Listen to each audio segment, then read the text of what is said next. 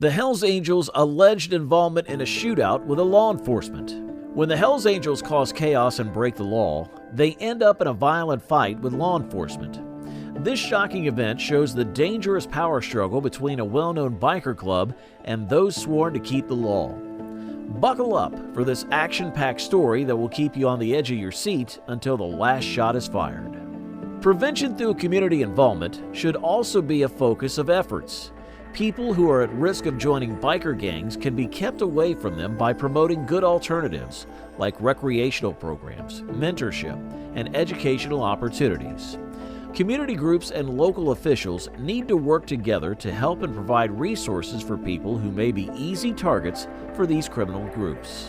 The U.S. Department of Justice says that there are about 300 outlaw motorcycle gangs in the United States. The Hells Angels, Banditos, Mongols, Outlaws, and Sons of Silence are all known for doing a lot of bad things, like drug dealing and smuggling, both inside and outside of the country, are two of their main jobs. When outlaw motorcycle gangs get involved in drug dealing and other illegal activities, society suffers a lot. Violence over drugs, fights over territory, and organized crime activities all pose a serious threat to public safety. Often, innocent people get hurt in these fights, which can have long-lasting effects on the groups involved. Biker gang violence doesn't just happen in one area or place. The shootout in Waco was just one of many examples of how common this problem is. Waco Police Sergeant W. Patrick Swanton was right when he said that crimes and violence committed by biker gangs go beyond his area of responsibility. This shows that this is a national problem. Getting rid of biker gang violence takes a multifaceted approach that includes law enforcement, government, and community groups. To fight these criminal networks successfully, different governments need to work together and share information. With better information gathering, proactive law enforcement strategies, and targeted investigations, their operations can be stopped and their networks can be broken up. The Waco shootout, the Cossacks and the Banditos were in competition with each other. The main foes were the Cossacks and the Banditos, but 3 other motorcycle clubs also took part of the chaos. The transcript didn't say what these clubs were called, but the fact that they were there made the stress and violence on that bad day even worse. The primary biker clubs that participated in the Waco shootout were the Cossacks and the Banditos. The two gatherings considered themselves one-percenters, a term that came from a remark made in 1947 after a brutal bike rally. This implies that they consider themselves to be important for the 1% of individuals who violate the law and carry on with a criminal way of life. The battle in the Twin Pinnacle Cafe's parking garage immediately transformed into an out-and-out shooting.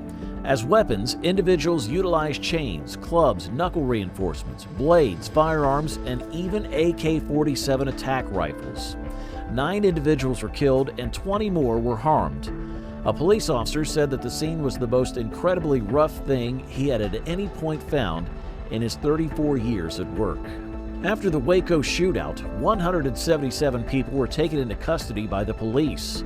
But in 2019, all of the charges and warrants that said the person was involved in organized crime were dropped. This left the situation largely unresolved. It is thought that the cops killed 4 of those killed in the shootout. Even though they are a well-known motorcycle gang with a bad image, the Hells Angels were not directly involved in the violence that day. The specific explanations behind the Waco shootout and what each gathering needed to do are as yet not satisfactory. Yet it is realized that competitions between motorbike posses are much of the time brought about by regional questions, battles about drug dealing activities, and the longing to turn into the most remarkable gathering of bikers.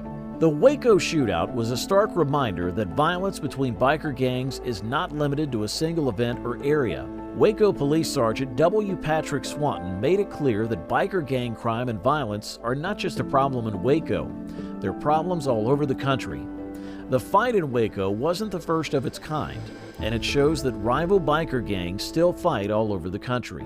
On that fatal day in Waco, Texas, 2 rival biker gangs got into a gunfight after a chaotic scene at a Twin Peaks franchise. The main rivals were the Cossacks and the Banditos, and there were a total of 5 motorbike clubs that took part in the fight. 9 people died and 20 others were hurt in the fight. making it one of the most violent crime scenes law enforcement officers had ever seen. There are numerous criminal cruiser packs, or OMGs, in the U.S. The Hells Angels are one of the most remarkable. It is noteworthy that there are around 300 OMGs in the country that are related with criminal tasks like prescription overseeing and snaking.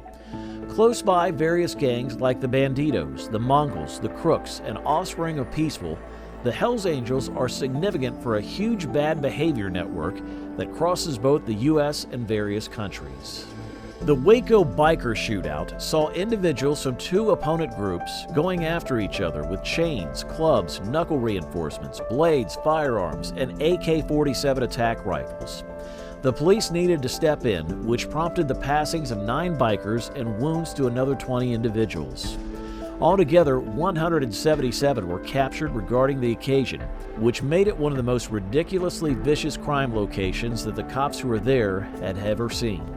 The Cossacks and the Banditos were the two main gangs in the fight, but on that fateful day, there were members of 5 different motorcycle groups in the Twin Peaks parking lot. People think that the fight started in the restaurant's bathroom and quickly turned into a full-scale shootout. The Waco shootout shed light on the larger problem of violence and crime in biker gangs, which goes far beyond the city borders of Waco. The event showed that there are organized crime groups and outlaw motorcycle gangs. These groups are involved in activities like drug trafficking both in the U.S. and abroad. It showed that violence and fights between biker gangs are a national problem that law enforcement agencies all over the country are trying to solve. 7 members of the Cossacks Motorcycle Club were killed. Their names will be written into the history of the club for all time. The Cossacks used the deaths of these 7 brothers, who were known as the Waco 7, as a gathering point. On their website, the club made a serious promise to never forgive and never forget.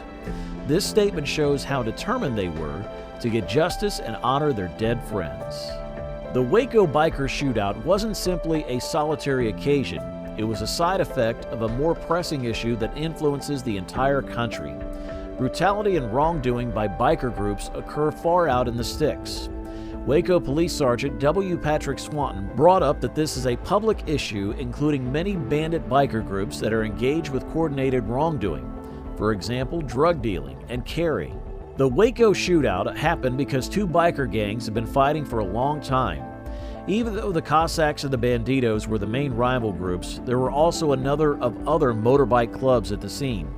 What began as a fight quickly turned into a wild gunfight that killed 9 bikers and hurt many more.